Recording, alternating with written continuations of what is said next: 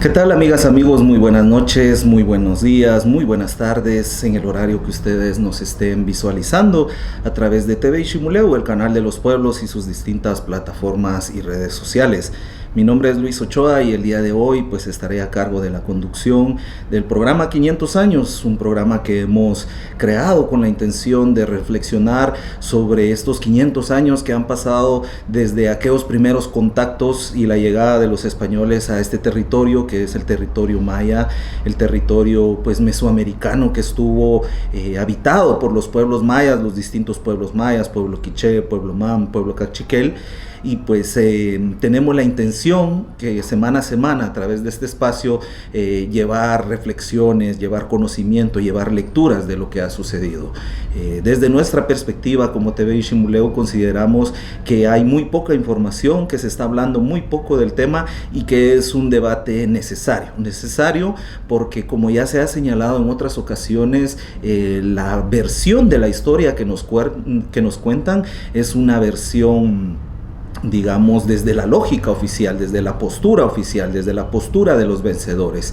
Y todo el conocimiento, toda la sabiduría o todas las reflexiones de nuestros pueblos se han ido quedando en el aire, ¿verdad? No es parte siquiera del currículum nacional base este tipo de reflexiones, o aquellas organizaciones, entidades que están vinculadas a los pueblos, pues también han tenido una débil discusión de eso. Así que desde este espacio esperamos aportar a estas reflexiones, a este conocimiento, a ir recuperando parte de este debate tan necesario para la reconstitución, para la reconstrucción de nuestra identidad como pueblos diversos que somos en Guatemala. Recordemos que, bueno, son parte de la historia que hemos vivido y que a partir de ello muchos de nuestros pueblos han ido floreciendo en medio de este mestizaje como pueblos y nacionalidades de pueblos originarios y también con otros pueblos que han habitado en este territorio. Así que damos continuidad a este programa, ¿verdad? En las próximas semanas tendremos varias invitadas, varios invitados de distinta categoría, quienes nos ayudarán a entender y a reflexionar sobre este tema. El día de hoy vamos a hablar con la licenciada Lina Barrios. Ella es directora del Instituto de Investigaciones Interétnicas de la Universidad de San Carlos y ha trabajado en investigación social y antropológica desde hace muchos años. Con ella estaremos conversando y reflexionando sobre cómo han sobrevivido distintas estructuras organizativas, estructuras de toma de poder, de toma de decisiones, conocimiento, prácticas a lo largo de estos 500 años. Así que bienvenidas y bienvenidos sean todos ustedes. Estamos en TV Ximuleu, el canal de los pueblos, y esto es el programa 500 años. Comenzamos en breve.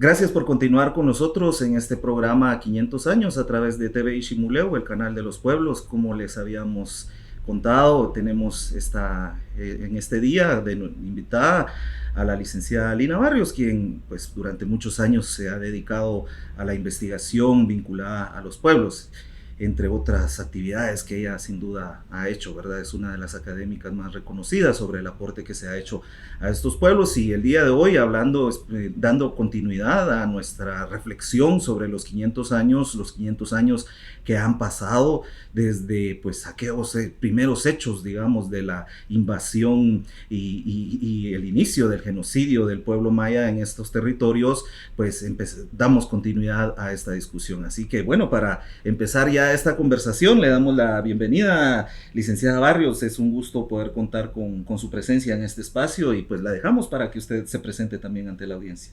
Bueno, pues saludo a toda la audiencia y primero que nada agradezco la oportunidad de expresar el pensamiento respecto a esta temática de los 500 años, que es tan importante y tan fundamental en estos momentos en nuestro país y específicamente en los pueblos indígenas.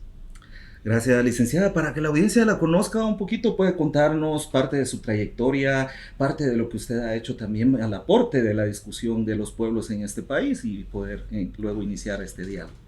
Bueno, pues fíjese que yo trabajé en el Instituto de Investigaciones de la Universidad Rafael Landívar y ahí tuve la oportunidad de hacer la historia de las autoridades mayas ancestrales a través de la alcaldía indígena. Entonces se hicieron 4 libros al respecto y esos fueron la base para hacer el artículo 55 del Código Municipal 2002, donde se reconocen las alcaldías indígenas.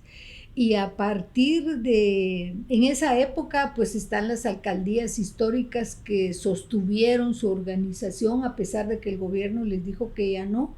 Precisamente en 1946 el Código Municipal suprimió las alcaldías indígenas. En esa época se tenía la idea de que todos éramos iguales y cómo iba a ser que en un municipio hubiesen 2 alcaldes, porque el primer alcalde era ladino, que lo habían impuesto los liberales, y el alcalde segundo era el indígena, pero cada uno tenía una forma distinta de llegar al poder. El alcalde ladino por contienda de partidos políticos y el alcalde indígena por meritocracia, porque ahí no hay propagandas, no hay regalo de blogs, láminas, playeras, pelotas y todo lo que regalan, ¿verdad? Sino que ahí hay 3 formas de elegir a las autoridades. Es por asamblea de toda la comunidad, es por consejo de ancianos o principales y por designación del saliente. En todos los casos lo que se busca es que sea una persona honorable, proba, una persona que sea honrada, trabajadora, que sea un ejemplo de vida, que no en su casa no haya violencia intrafamiliar, que sea una persona que preste servicio a la comunidad. Por ejemplo, se rompe el tubo del agua y todos tienen que ir a componerlo porque ese es un bien comunitario que es para toda la comunidad, no es de servicio de una persona o se está pagando a una empresa. Entonces toda la comunidad tiene, pero como había un partido de no sé qué, viene el señor y se queda viendo el partido y no va. Pero hay una persona de las autoridades que toma lista quiénes fueron y quiénes no fueron. Esta persona no va. Entonces no ayuda a la comunidad. Entonces es uno de los requisitos. Así no ayuda, no puede ser autoridad. No tiene que tener defectos como ebriedad, como ser ladrón, un montón. Hay otra serie de factores, ¿verdad? Se busca lo mejor de la comunidad. Y entonces este sistema se anuló en el Código de 1946 cuando el gobierno de la Revolución, Curioso, tristemente, ¿no? Curioso, sí, el gobierno de la Revolución en aras de la igualdad dijo solo va a haber un alcalde y la forma de llegar a ser alcalde era por contienda de partidos políticos y entonces el pueblo maya no sabía nada de las reglas de los partidos políticos. Entonces, ¿qué fue? Es como que si estamos jugando nosotros fútbol y de repente, miren, ya no, ahora tenemos que jugar béis, pero no sabemos cómo se juega el béis, ¿verdad? Entonces costó que la gente empezara a formar parte de ese sistema, ¿verdad? Al principio todos los alcaldes eran ladinos, después ya se fueron postulando alcaldes mayas, pero por su forma de elección puede ser una persona maya, pero si es electa por partidos políticos, no es alcalde indígena. El alcalde indígena es aquel que es electo por meritocracia, ya sea por las 3 formas, por asamblea, por designación de principales o por sustitución del que deje el cargo. Bien, pues qué interesante que parte del aporte suyo haya ayudado a recuperar esto, ¿verdad? Y pues como decía, qué curioso que justamente en el gobierno de la Revolución se limite eso. Esperamos que el que le llaman ahora al gobierno de la nueva primavera, creo que le han dado por llamar, no va a retrotraer también en algunos aspectos de esos, ¿verdad? Pero gracias, licenciada, por contarnos parte de su experiencia y pues si le parece entramos en materia para Claro abordar que este sí. tema de los 500 años. De hecho, lo que usted dice, cómo se ha sostenido en el tiempo estas formas de elegir a las autoridades, sin duda es parte de la resistencia que a lo largo de estos 500 años y que hay mucho que hablar, ¿verdad? Pero empecemos por una pregunta que quisiera hacerle, licenciada. ¿Cómo valora usted el hecho de que esta conmemoración, por decirlo así, esté siendo muy silenciosa? Mi percepción es que muy poco se está hablando del tema, pero ¿cuáles son sus opiniones al respecto? Quisiéramos conocerlo. Bueno, pues sí, es muy, incluso podría decir yo, insípida, ¿verdad? No hay auge de esta temática. ¿Cómo fue cuando se conmemoraron los 500 años de 1492, que fue la llegada de Colón? Eso afectó a toda América, ¿verdad? Pero hubo diferentes épocas para toda América. Primero fue el Caribe, después México y la venida a este sector que lo que actualmente conocemos como Guatemala fue en 1524 y por eso es que nosotros ahora estamos como hablando sobre el saldo de esos 500 años, ¿verdad? Tristemente, la historia que nos han contado no es tan real, porque no es que los españoles hayan tenido más armas bélicas más fuertes que hayan ganado al pueblo maya. Lo que pasa es que ellos traían enfermedades que no Claro. habían en estas regiones. Ellos trajeron la viruela y la sífilis. Los primeros casos de viruela se reportaron en las Antillas, luego en México, e incluso antes de que vinieran los españoles a Ya estas había tierras, llegado. ya había llegado la viruela por el comercio, ¿verdad? Porque en nuestro país están las minas de jade y entonces se exportaba minas de obsidiana, se exportaba plumas de quetzal, se exportaba, o sea, había un comercio en toda la región de ese tipo de materiales. Entonces ya el memorial de Sololá muestra que ya había viruela antes de la venida de los españoles. Y entonces el problema de la viruela es que como no teníamos defensas ante esas enfermedades, realmente fue casi que pandemia, ¿verdad? Y hay cálculos que de cada 100 personas, 80 morían por viruela. Entonces hubo un despoblamiento de la región y eso fue lo que favoreció a los españoles, no tanto su estrategia militar, porque realmente eran muy pocos, cierto que traían apoyo de los tlaxcaltecas, pero lo que más ayudó fue la viruela. Los primeros contactos y después que la viruela se expandió, hubo un bajón de población tremendo, imagínense, el 80% murió y entonces fue más fácil dominar al pueblo maya. Sin embargo, el pueblo maya es una de las civilizaciones más antiguas de la humanidad, con 5,000 años de antigüedad, y entonces eso hizo que tuviera unas raíces profundas como una gran ceiba, pues no es lo mismo una milpa, claro, que con un viento fuerte se cae, no, que una ceiba no es tan fácil de botar. Entonces eso hizo que a pesar de que quedara muy poca gente, la cultura se mantuviera, ¿verdad?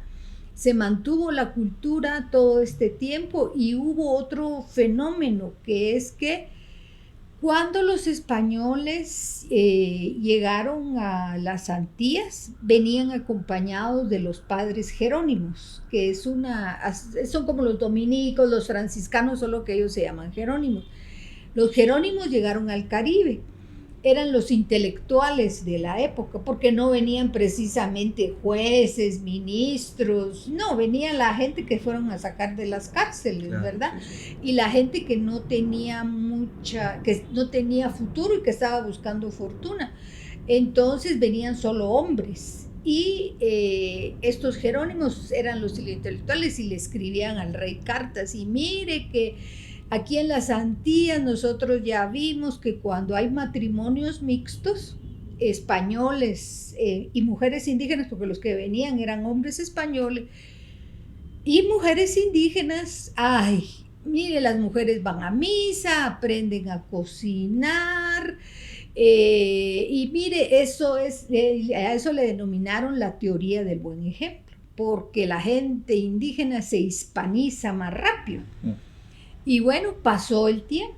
40 años después, los mismos padres jerónimos le escribieron al rey y le dijeron, mire, fíjese que ya viéndolo bien, no es tan buen ejemplo.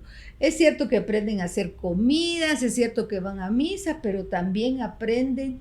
Nosotros vemos que las poblaciones donde no hay españoles, ahí no hay ladrones, ahí no hay ebrios, ahí no hay adúlteros y todo. ¿Y sabe qué? Mejor que ya no vivan revueltos, que vivan separados. A raíz de la teoría del mal ejemplo se creó la política de las dos repúblicas, la república de indígenas y la república de españoles, y tenían prohibido vivir juntos. Entonces eso coadyuvó a que en los pueblos indígenas solo viviera población indígena, ¿verdad? Sí.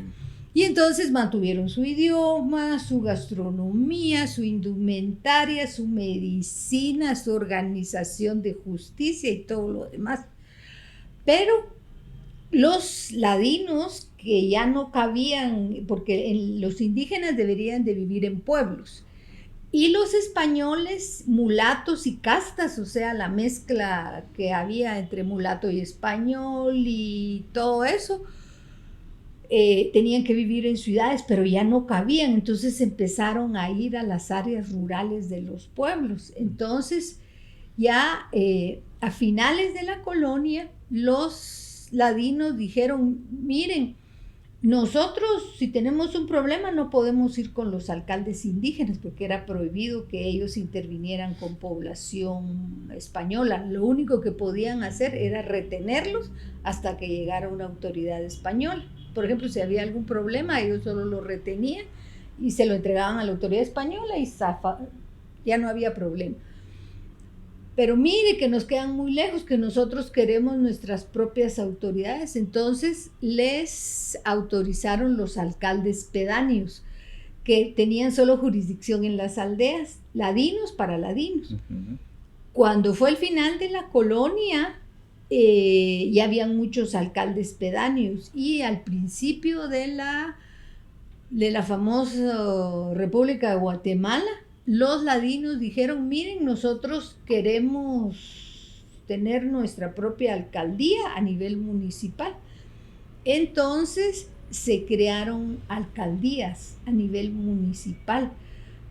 Se crearon alcaldías mixtas donde habían ladinos e indígenas, pero a los ladinos les dieron los cargos de poder. Claro, sí. El alcalde primero, el tesorero, el secretario, mayor número de concejales, y a los otros menos, ¿verdad? Entonces estuvieron en el Archivo General de Centroamérica está lleno de esas cartas. Miren, nosotros no queremos estar juntos y todo, pero subió con reclamo incluso. Con reclamos, sí, y de ahí subió Rafael Carrera. Y Rafael Carrera dijo, sí, que vivan separados, y separaron las alcaldías. Entonces, en un mismo pueblo había la alcaldía indígena y la alcaldía ladina. Después vino la Revolución Liberal de 1870 y vuelto otra vez, unámoslas. Pero habían pueblos donde solo vivían indígenas, y entonces solo vivían indígenas. Pero en tiempo de José María Orellana, el que aparece en el billete de Aquetzal, él dijo, todos los municipios de Guatemala tienen que tener alcalde ladino y alcalde indígena. Entonces la alcaldía indígena sobrevivió, pero luego vino el 44 y se suprimió la alcaldía, ¿verdad? Uh-huh. Afortunadamente, a raíz del 2002, o sea, la supervivencia del pueblo maya, ¿verdad? Esas raíces profundas, y que lo podemos ver en muchos aspectos, no solo en la organización social, Cuando se aprobó la alcaldía indígena, en muchos municipios, pero mi abuelo fue alcalde y el mío también, y ellos se reunieron y refundaron otra vez esas alcaldías indígenas. En la actualidad hay 62 alcaldías indígenas a nivel nacional. Y pues estas se han agrupado por regiones, la región de Canjobal, Poptí, Chuj, la región Ixil, la región del lago de Atitlán, la región Quechí. Entonces hay alcaldías y hay agrupaciones regionales y nacional, ¿verdad? Entonces eso está mostrando que hay, y eso fue lo que ayudó a estas actividades del año pasado, el paro ante el MP. Efectivamente, sí. Porque todas ellas se organizaron para ir organizando toda esa actividad, ¿verdad? Entonces, en las raíces, ese es un ejemplo, podemos hablar de los textiles, podemos hablar de la salud, se ha mantenido porque es algo muy, muy profundo, a pesar de que la Iglesia Católica ha intentado por 500 años destruir la espiritualidad maya, los gobiernos también. Por ejemplo, en el Archivo General de Centroamérica hay un periódico que se llama La Gaceta de la Policía en época de Ubico.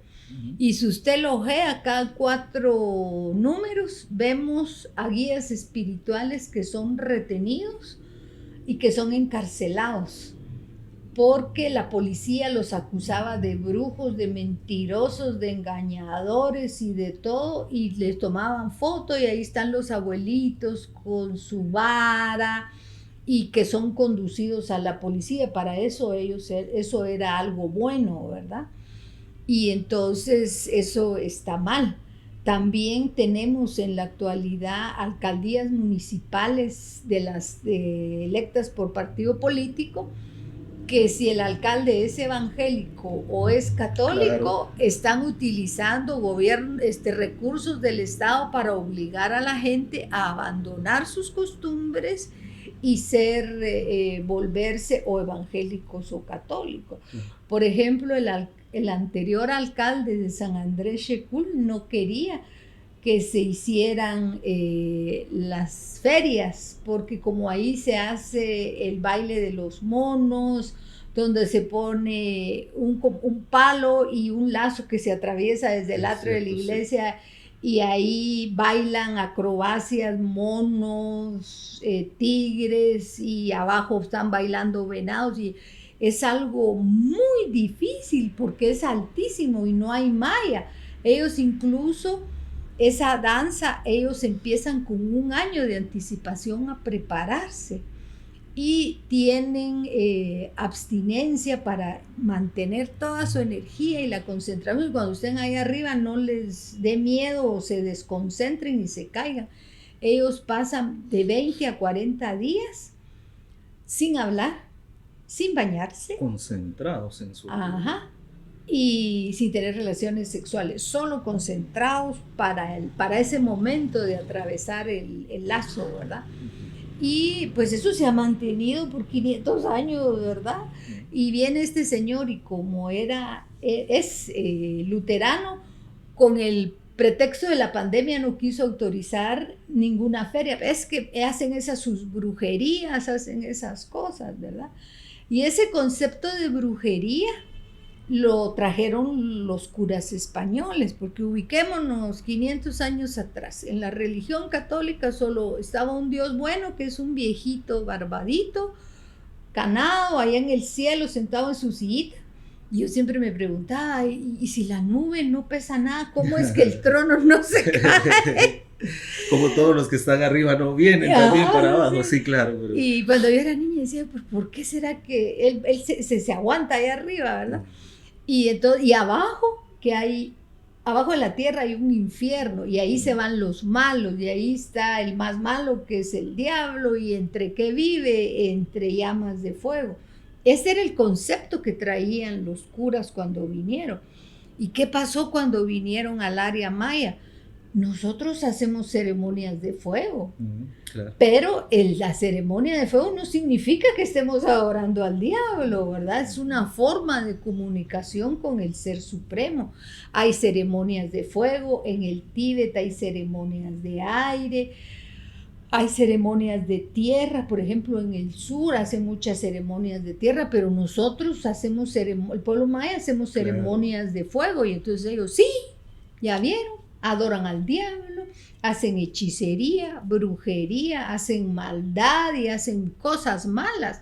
Ni siquiera tuvieron la delicadeza de ponerse, mire, Claro. ¿qué están haciendo? ¿Por qué lo hacen? ¿Y cómo lo hacen? No, ellos calificaron que eso era malo, y eso se debe a que hay una característica de los europeos que es el etnocentrismo. Etno significa mi pueblo, Sí, solo ellos, ¿no? y centro, lo mejor. Entonces, para ellos, y eso lo crearon los griegos, porque los griegos les decían a sus vecinos bárbaros, en un sentido despectivo. Claro, sí. Después dijeron primitivos, ahora nos dicen subdesarrollados, ¿verdad?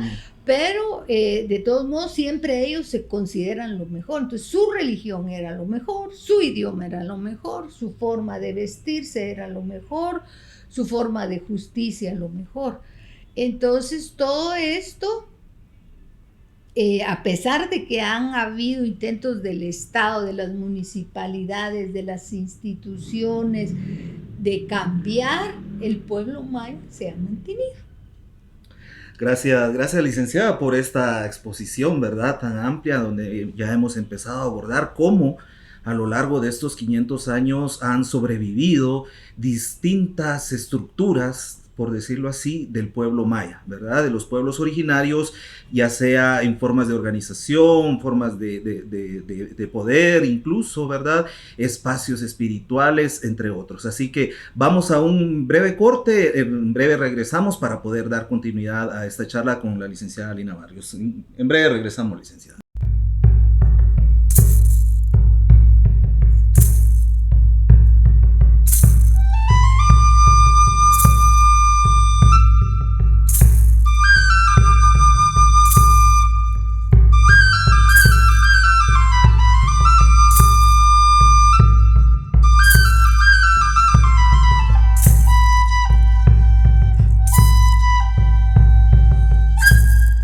Gracias por continuar con nosotros. Continuamos en esta entrevista que estamos realizando el día de hoy en el marco de nuestro programa 500 años. Estamos acompañados pues con la licenciada Lina Barrios, quien es actualmente directora del Instituto de la Universidad de Investigaciones Interétnicas, ¿verdad, licenciada? Sí, así es, ahí me tienen a las órdenes. Es un gusto poder contar con su presencia y gracias también por ampliarnos esta información que usted nos está compartiendo.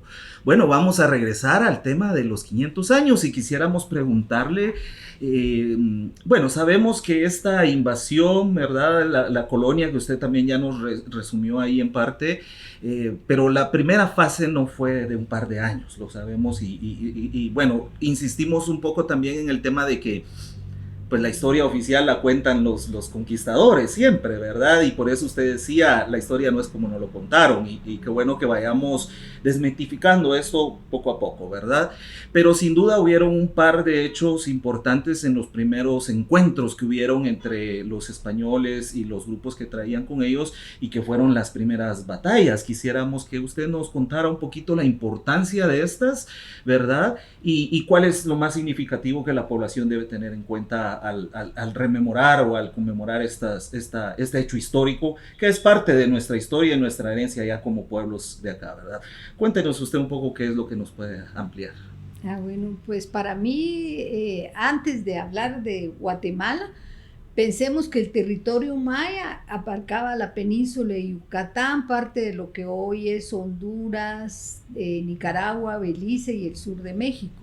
La primera vez que vinieron los españoles ya así en grupo fue en 1517 y llegaron al norte de Yucatán, venían de Cuba y llegaron al norte de Yucatán en un lugar que se llama actualmente Punta Catoche.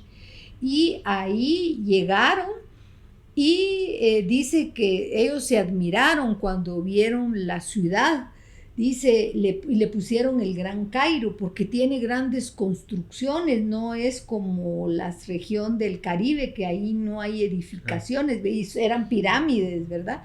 Y entonces llegaron y dice que vieron venir 5 canoas y cada canoa traía 35 personas, o sea, eran canoas grandes, no era una chalupita donde va una persona, ¿verdad? Sino eran embarcaciones grandes, venían a remo y vela, o sea que las velas se utilizan en alta mar.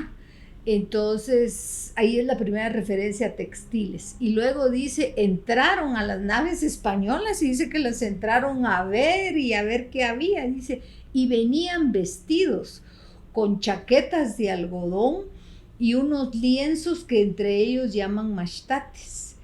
Y entonces narran que de ahí ellos bajaron por agua y después entraron y cuando vieron que sus templos tenían oro, se lo empezaron a robar y se fueron.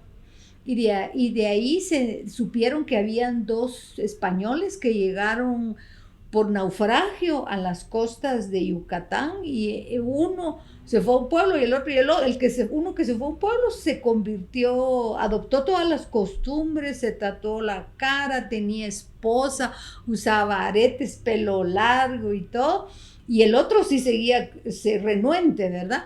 Y entonces los mandaron a llamar para que se fueran con ellos.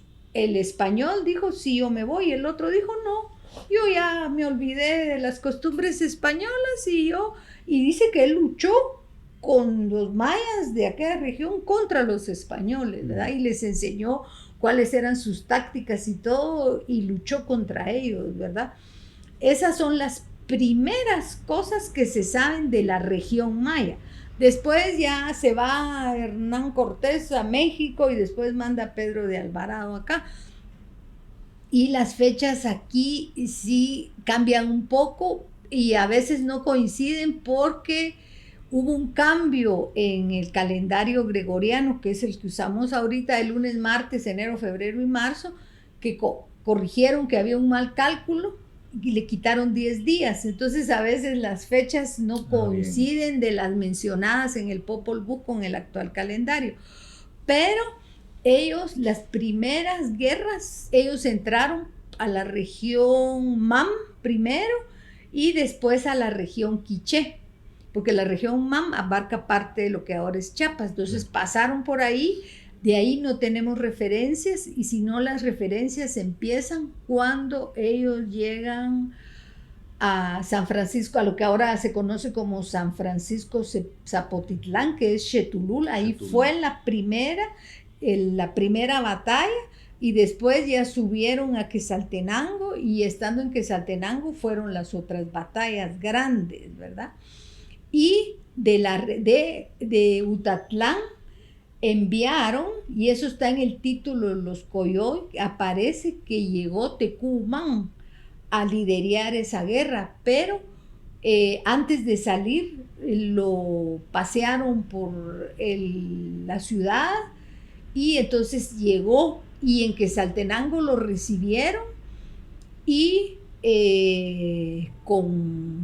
con sones y todo, en las murallas de la ciudad fue recibido, bailaron y todo, pero no es, sí, bailaron así alegremente, no fue un son ceremonial para concentrarse y tener toda la energía. Y el título de los Coyoy es uno de los pocos documentos que habla de ese choque. Y entonces vinieron ellos y, como muy bien dijo usted, la historia la cuentan los que ganan la batalla, y en este caso los que ganaron la batalla fueron los españoles, y por eso es que enseñan esas tonteras. A mí me la enseñaron donde yo estudié, que Tecumán ya mató al caballo y pensó que había matado a Pedro de Alvarado. Ay, Dios mío, qué ilógico, pero si aquí habían venados y todo, no, él no era tan tonto, pero no lo quieren parecer como tonto. Y que de ahí llegó el Quetzalito y manchó con su sangre su pecho. El Quetzal toda la vida ha tenido el pecho rojo, no es porque Tecumán peleó. Lo que pasa es que él venía con una capa de plumas de Quetzal, y cuando lo hirieron brotó su sangre. y manchó las plumas de Quetzal. ¿Qué va a eso? A que por eso el Quetzal tiene el pecho rojo, ¿no?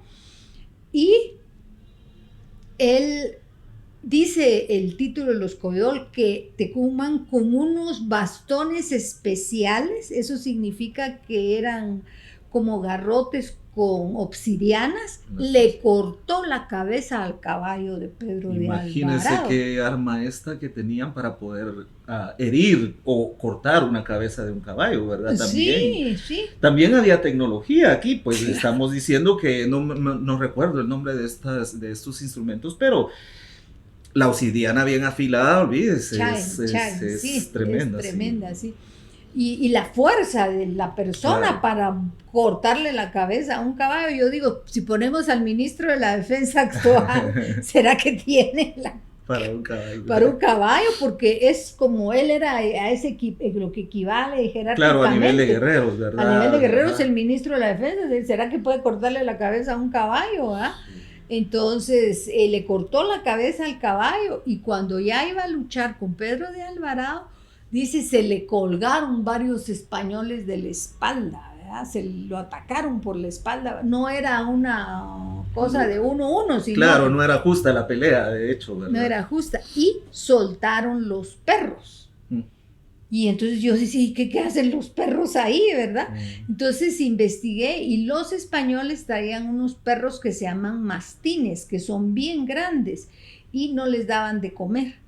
Cuando en el punto más álgido de la guerra, los encargados de los mastines, y donde miraban que iban perdiendo, los soltaban. Y entonces los españoles traían estas armaduras, ¿verdad?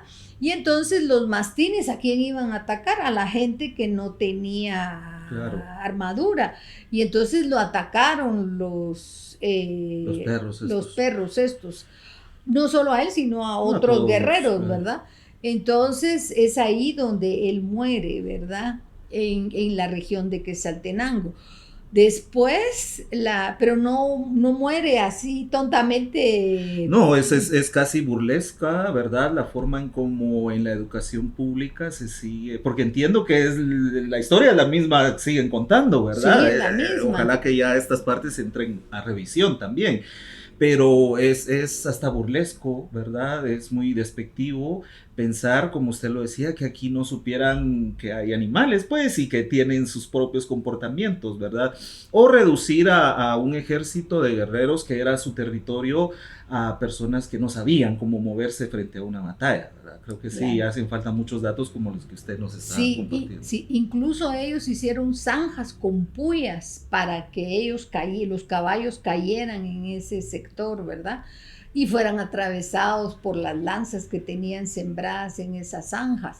Pero otra cosa que a mí me enseñaron de la historia oficial era, bueno, primero que Tecumán mató al caballo, ¿verdad? Pensando que era Pedro de Alvarado. Segundo, que los mayas vivían desnudos, y que gracias a que vinieron los españoles les pusieron ropa a la gente, y que les pusieron zapatos, y que gracias que ellos vinieron se les enseñó la religión católica, ¿verdad?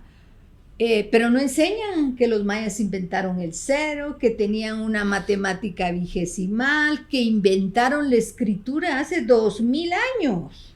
De los calendarios más perfectos, aún hoy día. Aún hoy. Bueno, de hecho, ¿cómo van a cambiar si eran perfectos ya de por sí antes, ¿verdad? Sí. No pueden por qué cambiar. Sí, entonces incluso la NASA lo ha reconocido, ¿verdad? Que en los últimos 4 dígitos el maya termina en 20, y según cálculos de la NASA termina en 24, o sea, de una nada, ¿verdad? Entonces, todo esto lo enseñaron, pero lo enseñaron desde su visión, ¿verdad? Desde su visión de superioridad, de inferiorizar al otro. Yo a eso le llamo la teoría del poder, que es exactamente como el machismo. Un hombre machista no le dice a su esposa, mira qué inteligente eres. No, tú eres una tonta, tú si sales a la calle vas a buscar hombres, tú no tienes que salir a trabajar, tu espacio es aquí cuidar niños y limpiar la casa, ¿verdad? Y tener hijos. Y o sea, una mujer que vive con un hombre machista, la Achica emocional, espiritualmente, espiritualmente todo, ¿no? la reduce, le crea Mm, inseguridad. Y eso es lo que hace el Estado con el guatemalteco, enseñándonos esas tonteras en la escuela, enseñando que los trajes fueron impuestos solo por los españoles, porque eso es una soberana mentira, mm, porque hay en los códices mayas la gente está claro. vestida y con diferente tipo de ropa, dependiendo ceremonial o de diario o incluso hasta para nadar. Y es en las estelas está la gente vestida en los murales de Bonampak, en los murales de Huacachactún, pero De hecho, eso, hay referencias de que los pueblos originarios de acá tenían una estética muy, muy elevada en comparación con lo que los invasores tenían, digamos, guardando las diferencias y historias, ¿verdad? Pero aquí había mucho valor hacia la limpieza, hacia la vestimenta, hacia la indumentaria, aretes, pintura, o sea, hay referencias de que había mucho, pues estaba muy evolucionado, ¿verdad? claro que sí. Para hacer una lectura tan despectiva de que aquí ni siquiera se vestían, pues lo planteo Sí, así. sí. Por ejemplo, el dintel, hay uno de los dinteles de Yaxchilán donde está el gobernante, ¿verdad? Tiene sus aretes, orejeras, tiene collar, tiene pulseras, tiene tobilleras, tiene zapatos de piel de jaguar, tiene su machtate, tiene una sut, ¿verdad? Y entonces yo todavía les digo a los muchachos cuando doy mis conferencias del popolo, ustedes creen que por tener piercing están a la moda. Esa moda la pusieron los mayas hace miles de años, Hasta eso en no es en el... el chalchihuite, Ajá, ¿verdad? este es acá, aquí Ajá. sí. Entonces, la mamá de él, la esposa o la mamá, ahorita ya no me recuerdo, no quiero confundir a la gente, ella está sosteniendo y tiene un mimpot, o sea, un huipil ceremonial Ceremonial. grande que se usan para las grandes ocasiones, ¿verdad? Ella está hincada y se ve la belleza de las costuras aquí, del cuello, ella tiene pulseras, aretes y esos tocados divinos de plumas, ¿verdad? Sí, sí, sin duda, pues como decimos, ha habido una lectura bastante desinformada, ¿verdad? Y equívoca, pero estamos justamente en estos espacios como 500 años o en otros espacios que se están generando justamente levantando este debate, que a nuestro juicio ha quedado muy, muy por debajo, ¿verdad? Debería haber una interpretación, una mayor discusión en todos los sentidos. Licenciada, tenemos todavía tiempo en este segmento.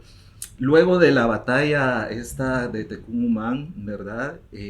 Bueno, viene días después la batalla en Gumarcaj y el hecho trágico que ahí sucede. ¿Puede usted ampliarnos un poquito y aprovechando de una vez qué sucede con los sobrevivientes, ¿verdad? Porque, pues sí, hubo una quema, pero hay sobrevivientes, hacia dónde se van y cuáles los tiempos siguientes a este fatídico hecho que también pues recordamos porque es parte de la historia, ¿verdad? Cuéntenos usted lo que nos Claro pueda que ampliar. sí, bueno, entonces como murió Tecumán, o sea, los jefes, los gobernantes, el AJPOP y el AJPOP Camajá, dijeron, bueno, entonces invitémoslos a Untatlán, ¿verdad?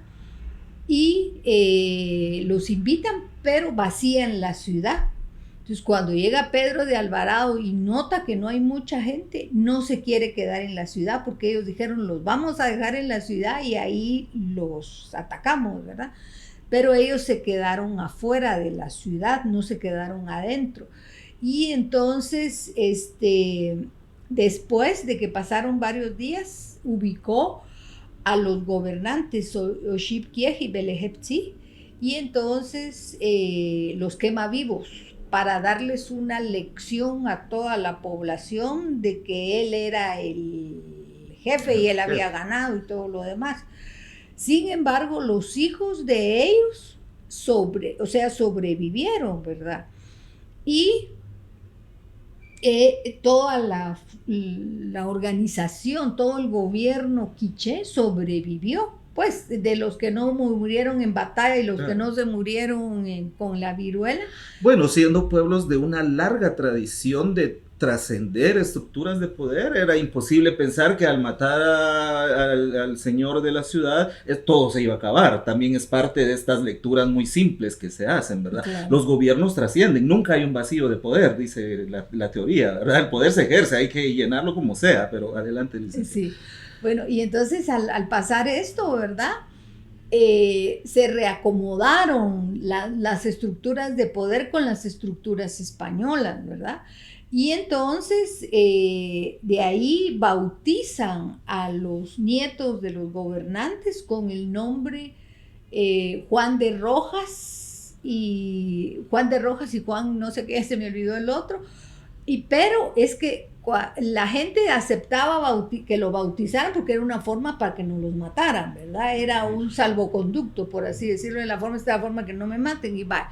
Ya no me llamo Belejé Bimosh, sino que me llamo Juan de Rojas, ¿verdad? Y entonces es así como empezaron a usarse los apellidos españoles al momento del bautizo, pero la gente aceptó la religión católica no de corazón, sino solo para que no los mataran, ¿verdad? Y es así que empiezan los apellidos españoles cuando la gente es bautizada. Eso es común en la región quiché y en la región mam. La región cachiquel no cambió apellidos. Ellos son donde más apellidos mayas hay. Y se reacomodó todo. Parte de la población de Utatlán se fue a Santa Lucía, Utatlán y a Chichicastenango. Y entonces por eso es que en Chichicastenango aparece el Popol Vuh, lo escribió Diego Reynoso. Y él en el título de Totonicapán dice: yo, hijo de Juan Noj, y ahora me llamo Diego Reynoso, voy a escribir estos documentos, ¿verdad? Porque ellos aprendieron a leer fácilmente, porque para ellos era rápido aprender la escritura española después de una escritura tan compleja como la maya, a base de dibujos. Para ellos es... Sí, eran liñitas en lugar de jeroglíficos más elaborados. Sí, aprendieron a escribir y ellos dijeron cómo, porque otra de las prácticas que trajeron los españoles fue que quemaron todos los libros. Porque para ellos, al abrir un libro y mirar jeroglíficos y no entender nada, dijeron, esto habla del diablo, sí, y hay que quemarlo, ¿verdad? Entonces tenemos la famosa historia en Yucatán, la quema de libros en Maní, que hizo este sacerdote católico, Diego de Landa, sí. Y entonces él dice, y él se iba de pueblo en pueblo recogiendo libros y después los amontonó y dice, la hoguera duró un mes de día y de noche, ya se imagina. Ahí quemó libros de agricultura, de biología, de literatura, medicina, de matemáticas, medicina, filosofía, poesía, calendarios, de todo, ¿verdad? Y dice, él mismo dice, y los indígenas se retorcían del dolor al ver quemar sus herejías. Claro. ¿Qué diría la Universidad de San Carlos si llega alguien y le prende fuego a la biblioteca central?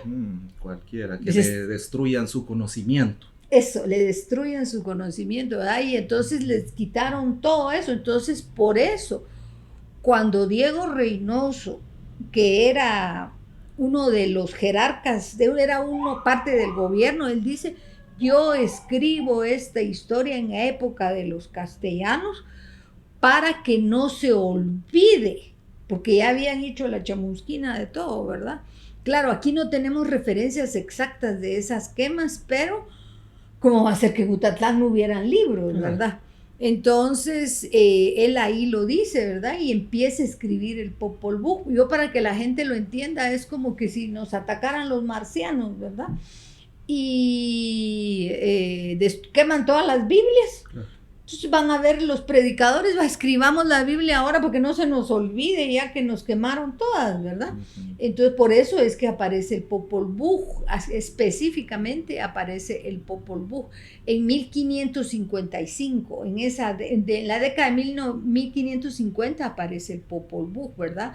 Donde habla sobre la cosmogonía, sobre los gobernantes mayas, quichés. Entonces, eso fue lo que pasó. Apenas 20, 25 años después de la invasión. O sea, el texto es muy fiel, digamos, ¿verdad? Con las distancias de tener que reescribir, algunas cosas se olvidan, pero sin duda lo escribe alguien que está en la práctica constante del conocimiento, ¿verdad? Así es. Licenciada, gracias. Estamos profundizando en esto. Vamos a ir a un breve corte porque Claro que enseguida sí. vamos a hablar justamente entonces de la sobrevivencia de todo este conocimiento que ya no está en los libros porque fueron quemados, pero el conocimiento, la sabiduría, la cosmovisión, todo sobrevive. Así que regresamos en breve aquí en este programa 500 años a través de TV Ishimuleu, el canal de los pueblos.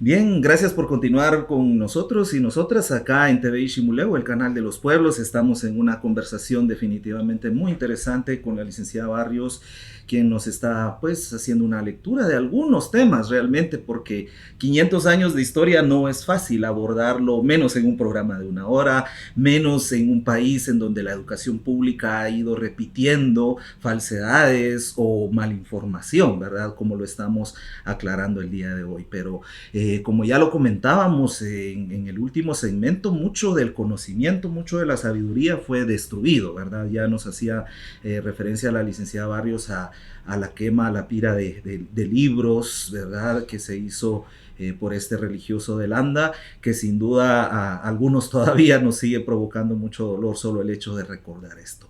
Pero licenciada, ¿cómo hace el conocimiento para sobrevivir entonces estos 500 años? Ya usted al principio del programa nos hablaba de cómo había hecho los espacios de autoridad para ir mezclándose, a veces desapareciendo, a veces resurgiendo, pero esto tal vez desde la información casi que oficial, diría yo, ¿verdad? O la información oficial, porque las prácticas no mueren nunca, ¿verdad?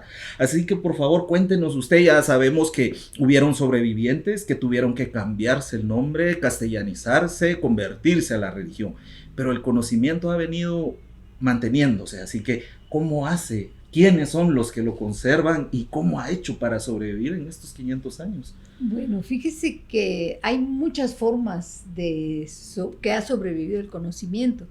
Y usted, cuando me quedó algo en el tintero en relación a la estructura de gobierno, fíjese que hay un documento quiché que se llama Historia de Juan de Rojas. Él habla, no, perdón. Ay, ¿podemos repetir esto? Sí, no tenga pena, adelante. Sí, Bueno. dele. Hay algo que se me quedó en el tintero, es que hay dos documentos de la historia real de don Francisco Ixquigne Jaib. En esa historia real de don Francisco Ixquigne Jaib, él cuenta cómo se hace en Momostenango, en Chuatzac, que es el nombre propio en quiché de Momostenango, se hace la elección de la Pop, y ya 30 años después de que vinieron los españoles a estas tierras. O sea, ellos, estaba ya la conquista consumada, pero ellos se seguían reuniendo los líderes de los pueblos, y entonces hay 20 pueblos que se juntan y eligen al nuevo Ajpop y al Ajpop Camjá. Entonces están los líderes de Xelajú, de Momostenango, de Mazatenango, de San Francisco Zapotitlán, de Nahualá, y todos se reúnen y lo eligen. Y ahí está la fecha y quiénes participaron. Y unos tienen sus nombres ya españolizados, pero su región y sus cargos. Eso es cómo se reorganizó el gobierno, ¿verdad? Todavía ellos se eligieron. Y eso se mantuvo más tiempo. Después ya no sabemos qué pasó, pero el conocimiento es algo que se mantiene, ¿verdad? Y muchas abuelas y abuelos le dicen a uno: te voy a decir un secreto. Y cuando le dicen a uno, te voy a decir un secreto, es que le van a transmitir a uno sabiduría. Y eso, hay sabiduría en todas las formas, ¿verdad?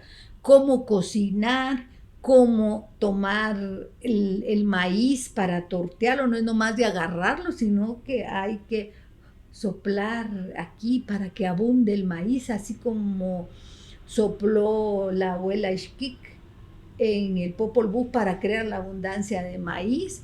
En todas esas pequeñas cositas hay conocimiento. Cómo se ponen los leños, qué leños hay que usar para prender el fuego. Por eso es que se conservan nuestros bosques. El pueblo maya ha usado fuego toda la vida para cocinar. Claro. Y se mantiene porque hay secretos de cómo, hay tecnología para encender el fuego, qué leña usar, cómo guardar el fuego. Porque ahora todos estamos acostumbrados a fósforos, pero antes no habían fósforos, entonces habían secretos para eso, secretos de cómo cocinar, de que el frijol hay que remojarlo en agua para que usemos menos leña y que se cocine más rápido. Hay secretos de cómo guardar el maíz, el frijol. La arena se seca y en arena se guarda el frijol para que no entre el gorgojo. También hay formas de conservar el maíz que se han mantenido. Yo hace unos años atrás, fui a una aldea, no se me va a olvidar, los cimientos del municipio de San Andrés Sajcabajá. Y cuando llegué ahí, entré a la casa, y ya no me acuerdo, que estaba haciendo una investigación, ¿verdad? Pero yo soy muy curiosa y en una esquina miré como una pared, un rectángulo sin puerta. Y yo, disculpe, ¿eso para qué sirve? Es que ahí guardamos el maíz. Sí, puedo ver, sí. Me trajeron una escalera y me encaramé y arriba está como el depósito partido a la mitad. Uno está el maíz con arena y en el otro está un sedazo. Entonces cuando quieren maíz, sacan el maíz y el sedazo se cae, de ahí lo usan. No usan químicos, no contaminan, no está el gorgojo y todo, pero eso se usa solo en climas secos. Entonces, hay mucho conocimiento en nuestras comunidades, en la gastronomía, en la agricultura, en medicina, las comadronas, tratamientos terapéuticos, cómo se construye, cuándo se hace el adobe, cuándo se cortan la madera para hacer casas, ¿verdad? No se cortan en cualquier momento. Usted le dice a un agrónomo, eso de la luna no importa. Los abuelos dicen no, porque si se corta en luna nueva, eso se va a poliar. Ya yo oí un caso de una señora que trabajó con un alemán dueño de una finca, y dijo, esas son mentiras, decía, y se los voy a demostrar. Voy a cortar madera en luna nueva y cortar madera en luna llena. Y dice que hizo 2 construcciones pequeñas, ¿verdad? Y con el tiempo se apolió y entonces dijo, sí es cierto. Sí es cierto. Bueno, es mejor ponerlo en práctica que seguir uno en la ignorancia y decir eso es mentira, ¿verdad? Pero sí. Mire, el conocimiento en las cosas más cotidianas, licenciada, que usted nos está contando ahora, ¿verdad? Sí, en el cómo tejer los huipiles, toda esa sabiduría, esa cosmovisión está en nuestros huipiles, ¿verdad? Las técnicas para que el hilo no se desgaste. Anteriormente se usaba atol, se remojaba el hilo en atol para que al momento de tejer, porque de tanto subir y bajar los instrumentos, el hilo se desgasta y se rompe. Entonces le hicieron apresto, se llama eso en la tecnología actual, para cuando se hacen las telas, al hilo se echa presto. Los mayas utilizábamos atol, todas esas cosas, ¿verdad? Pero se utilizan palabras muy peyorativas. Esas son cosas de viejos, ya no sirve. Eso ya nombre, costumbres. Son costumbres ridículas. Ahora somos modernos. Todo lo que dice que viene de la universidad, que viene de Europa, eso es lo que vale. No. Esto ¿por qué con esos conocimientos vivimos 5,000 años? Claro que sirven, ¿verdad? Vivimos 5,000 años. Aquí no es nada más, no estamos hablando de 5 años o de 500 años, 5,000 años en estas tierras, y todo eso ha acumulado conocimiento, ¿verdad? En todos los aspectos. También en aspectos científicos, en la escritura, en cómo tallar, en cómo construir. Porque para mí Antigua Guatemala es el monumento al fracaso arquitectónico español. ¿Qué vamos a ver nosotros ahí? Iglesias despenicadas que no tienen mucho tiempo, que tienen 400 años. Nosotros vamos a Tikal y está parado. Sí. Sin problema. Vamos a Mirador y está parado, vamos a Isimché, todo está. Aunque, por ejemplo, uno dice, Isimché pues no era tan bonito como Tikal. Momento. Lo que pasa es que los españoles ordenaron sacar toda la piedra de Isimché para construir la iglesia de Tecpan. Por eso es que está semidestruida en varios aspectos. Ajá, sí. Por eso hago esa aclaración. Y fíjense que yo estuve trabajando en Tecpan por alguna cosa, y entonces un día en la madrugada, pues así muy temprano, como a las 6 de la mañana, porque yo me tenía que venir a Guatemala, iba a tomar la camioneta, cuando miré estaban los cofrades en la iglesia rezando en la parte de atrás de la iglesia. Yo le digo, eso fue en la década de 1980 por ahí. Y entonces decía yo, ¿y por qué rezan en la parte? Claro, ¿por qué? Se habían traído de Isimché una piedra de obsidiana que pusieron en la iglesia de Tecpan. Entonces ellos estaban rezando a lo que habían traído de Isimché y que habían colocado en Tecpan. Y hay algunas iglesias que cuando se cae el repello, se ven pequeñas piedras con figuras, porque son de las que trajeron. Ese otro caso que está documentado es Utatlán, que llevaron la piedra para construir la iglesia de Santa Cruz del Quiché. De Cajiup llevaron la piedra para construir Rabinal. Y no solo las piedras, ¿verdad, licenciada? Pues hay referencias de que la mayoría de iglesias fueron construidas justamente sobre lugares ceremoniales o estructuras que tenían un significado especial para los pueblos. Claro. O sea, ya no solo es el material que usaron, sino el lugar mismo, que era esa forma de decir, aquí soy yo el que viene a imponerse sobre ustedes, ¿verdad? No sé si es correcta mi interpretación. Correcto, pero... sí, Chichicastenango está sobre un sitio arqueológico, ¿verdad? Chichi, la iglesia de Chichi, sí. La iglesia de Chichi. Sí, por eso mucha práctica espiritual es en las afueras de la iglesia, en la puerta, que para la gente que lo ve solo con ojos de visitante, digamos, pues tal vez no entiende esto justamente, que realmente a quien se está ahí uno pues presentando es a este centro ceremonial que estaba ahí ubicado, como en muchas otras ciudades sin duda, ¿verdad? Sí, Esquipulas también, Comitancillo, todos esos lugares fueron fundados sobre sitios arqueológicos, y la iglesia sobre lo que era el templo, ¿verdad?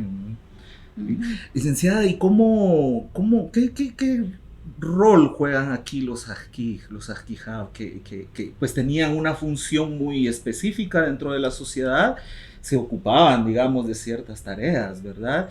¿Y qué rol han jugado a lo largo de estos 500 años también haciendo resguardo de conocimiento y prácticas espirituales? Son parte fundamental. Los ajquij y las comadronas son parte fundamental para sostener el conocimiento, ¿verdad? Más específico, porque las mamás y las abuelitas les enseñan a uno a cocinar, los papás a construir casas, a cortar leña, a sembrar maíz, que también es importantísimo, porque si no hay maíz, no vivimos. ¿No?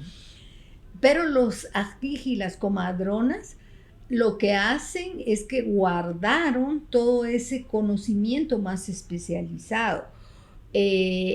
Y específicamente sobre el calendario Cholquij, porque el calendario Cholquij nos da la sabiduría que tiene cada persona en función del día en que nace, ¿verdad? Es como, por ejemplo, hay mucha gente que dice que sus papás los obligaron a estudiar que porque ellos eran médicos, querían que sus hijos fueran médicos, y no, salieron buenos. y no funcionó, ¿verdad? Y entonces cada quien vibra en una energía y hay que saber sacar provecho de esa energía, ¿verdad? Por ejemplo, los que son quemesos son excelentes médicos, ¿verdad? Solo con que le den uno un vaso de agua, solo con que, mire, cúrese con eso, se va a curar, ya mejoró uno un montón, porque ellos tienen la energía de la sanación. Entonces, por eso es que ellos son fundamentales para que haya una armonía en la comunidad. Cada quien tiene su oficio en función de su día de nacimiento, ¿verdad? Tiene sus habilidades. Es como que yo les digo, miren, ¿para qué sirve una silla? Pues para sentarse. Pero si yo la uso para lavar ropa, la silla se va a arruinar y se va a destruir la silla.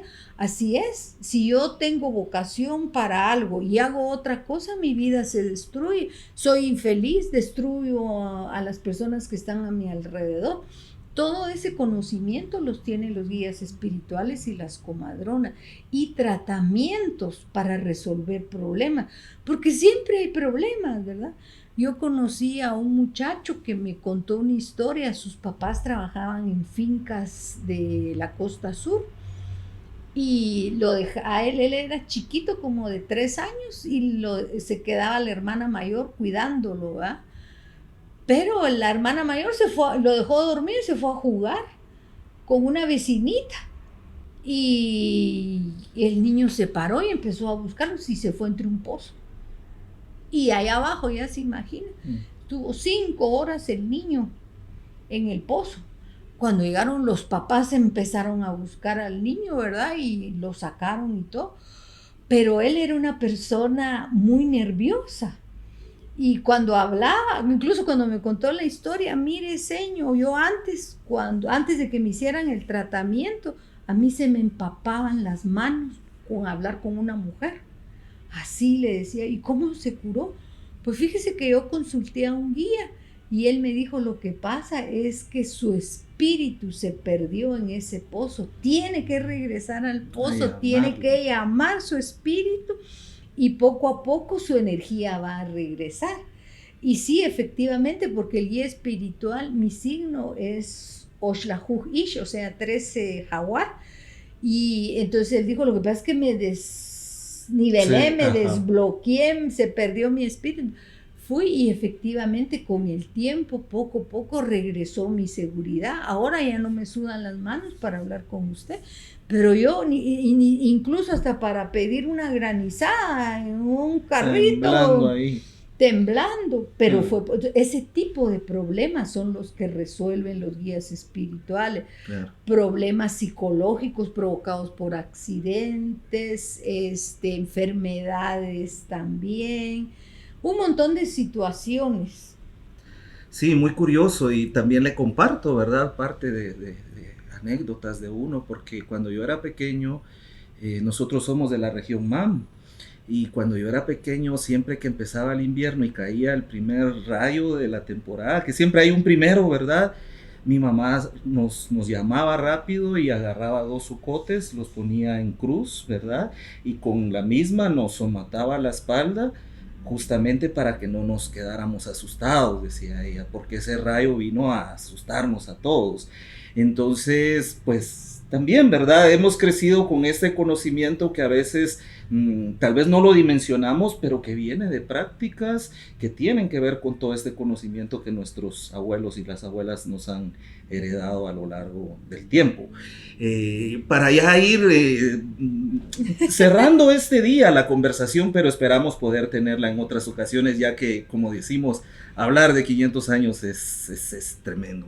Pero ¿qué papel han jugado ya en tiempos más recientes? Porque lo que hemos visto también es que, si bien se ha conservado el conocimiento y hay mucha práctica cotidiana, y no en el ánimo de señalar, pero también el papel de la Iglesia Católica y de la Iglesia Evangélica en los últimos tiempos, que podría estar incidiendo en una pérdida de las prácticas espirituales, culturales, políticas. No sé si estoy bien en la apreciación, pero usted nos puede ampliar.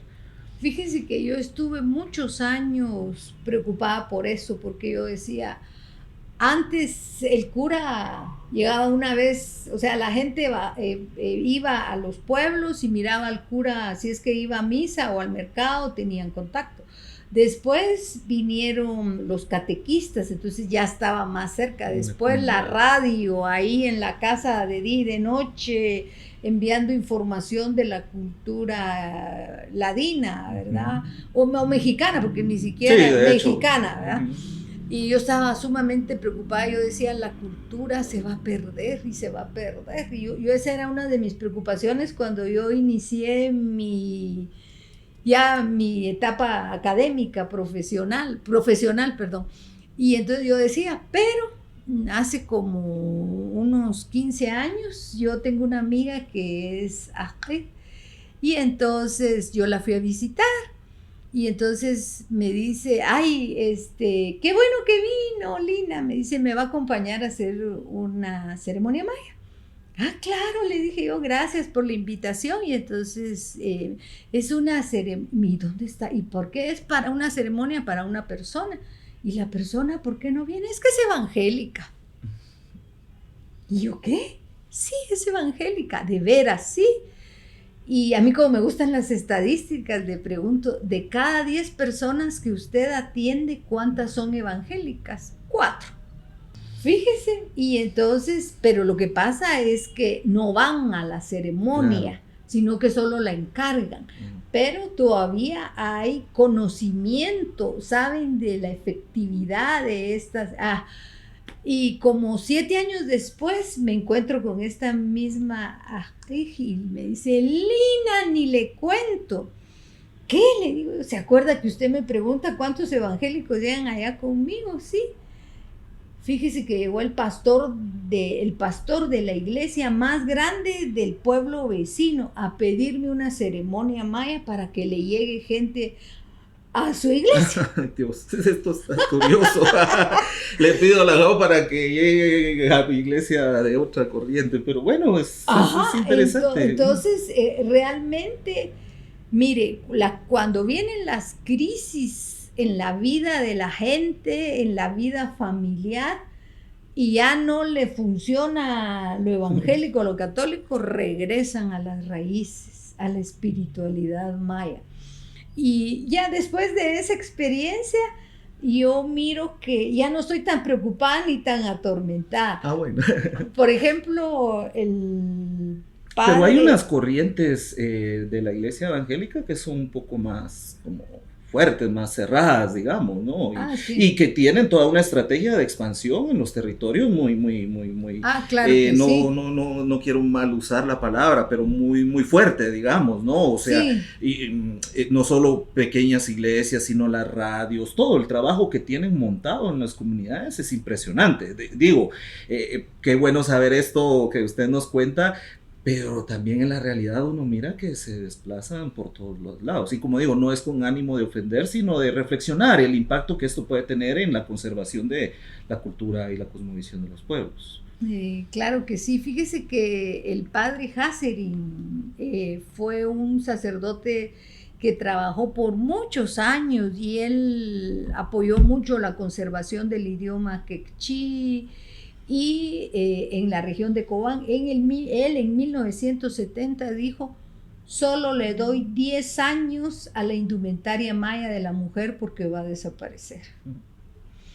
Eso lo dijo él, está escrito en un documento escrito por él, que está en las revistas de Guatemala Indígena. Le doy 10 años a la mujer indígena para conservar su traje. Va a desaparecer, 70, 80, 90, 2000, 2010, 2020. Lo dijo hace 50 años y el traje sigue vivo. No, más vivo que nunca, creería yo, ¿verdad? Cada vez también hay más recuperación. Más recuperación y eso gracias al Movimiento Nacional de Tejedora. Mire, esa deseo de que yo siempre lo veo desde términos antropológicos. Claro. Mi religión es la mejor y yo la tengo que imponer. No. Nosotros vivimos en un país laico y yo no lo puedo obligar a usted a pertenecer a mi religión. Lo que tenemos que incentivar es la tolerancia religiosa entre. Está bien que usted practique su religión, yo practico la mía, el Señor practica la suya y tranquilos. Eso es lo que tenemos que hacer. Y ahí sí tienen una gran labor los jerarcas de la Iglesia Católica, el arzobispo, los de la Iglesia Evangélica, todos para que haya tolerancia. Antes de la pandemia participé yo en un encuentro mundial de religiones por la paz y ellos decían, pues bueno, nos separaron para que habláramos por región porque era mundial, habían de África, de Asia, de Europa, de América Latina, entonces todos los latinos nos mandaron a uno.